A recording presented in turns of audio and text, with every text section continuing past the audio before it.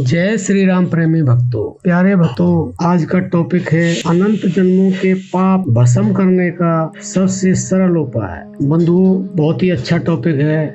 आप सभी जानते हैं कि पाप सबसे ही होता है, कोई करना ना चाहे तब भी पाप तो बन ही जाता है, क्योंकि पाप पुण्य के बारे में कहा नहीं जा सकता, क्योंकि ये कर्म की जो गति है ये बड़ी गहन है, इससे कोई बिरला ही बच पाता है। लेकिन हमारे संत हमें समझाते रहते हैं और हर चीज का उपाय बताते हैं। बंधुओं, केवल इस जन्म के ही पाप नहीं किया हमने, हम अनंत जन्म से पाप करते ही आ रहे हैं, लेकिन हमें पता ही नहीं है कि उन पापों को हम कैसे भस्म करें। लेकिन कलयुग में हमारे संत हमारे ऊपर इतना उपकार कर रहे हैं कि वो हर चीज को खोल करके स्पष्टता से बता रहे हैं, ताकि कलयुग के जीवों का कल्याण हो सके। कुछ लोग तो ऐसे भी हैं जो पुण्यों को तो भस्म करना चाहते हैं लेकिन पापों को नहीं। लेकिन हमारे संतों ने ये जो बताया है वह यह उपाय बताया है कि उससे पाप भी भस्म होंगे, नष्ट होंगे और पुण्य भी, क्योंकि हमारे पाप अगर भस्म हो गए, नष्ट हो गए, तो हमें अपने पुण्य के बदले फिर जन्म लेना पड़ेगा, और जन्म लेना पड़ेगा तो हमसे फिर पाप होगा। तो ये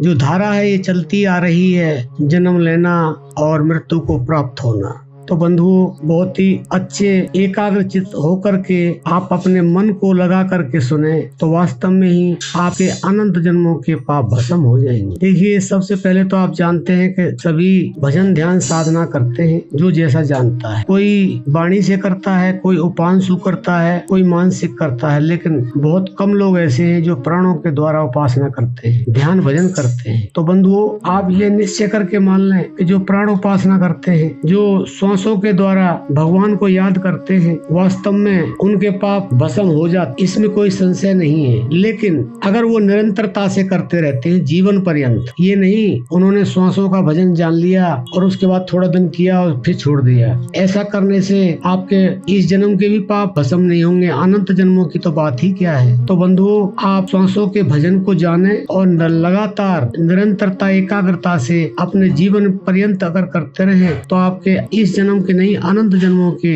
पाप सभी भस्म हो जाएंगे और आप इस जन्म मृत्यु से छुटकारा पा लेंगे। क्योंकि संतों ने एक दोहा भी लिखा है, माला श्वासों श्वास की, फेरे कोई निज दास, 84 भ्रमे नहीं, कटे कर्म की फांस। यानी कि जो श्वासों की माला से भगवान को याद करते हैं, श्वासों से जो भगवान के सुमरन में लगे रहते हैं और लगातार निरंतर लगे रहते हैं, तो वास्तव में ही 84 भ्रमे नहीं, यानी कि 84 में उनको चक्कर काटना नहीं पड़ता है। और कटे कर्म की फांस, यानी कि जो भी आपने पुण्य कर्म किए हैं या पाप कर्म किए हैं, वो सभी आपके भस्म हो जाते हैं। तो बंधुओं, आप समझ गए होंगे कि संतों ने कितने इशारे से समझाया है। तो ये कार्य आप करते रहें, और हम आपको एक और उपाय बता देते हैं कि जब आप शाम को सोते हैं तो परमात्मा को अर्पण करके, हे प्रभु, तन मन धन से, मन कर्म वचन से जो भी मैंने आज कार्य किए हैं, मैं सब आपको अर्पण करता हूँ। तो बंधुओं, आप इस जन्म मृत्यु के चक्कर से छुट जाएंगे और आपके सारे पाप और पुण्य दोनों भस्म हो जाएंगे, और फिर आप आनंद की स्थिति में सदा सदा के लिए परमानंद में लीन हो जाएंगे। अब हम अपनी वाणी को विराम देते हैं। जय श्री राम।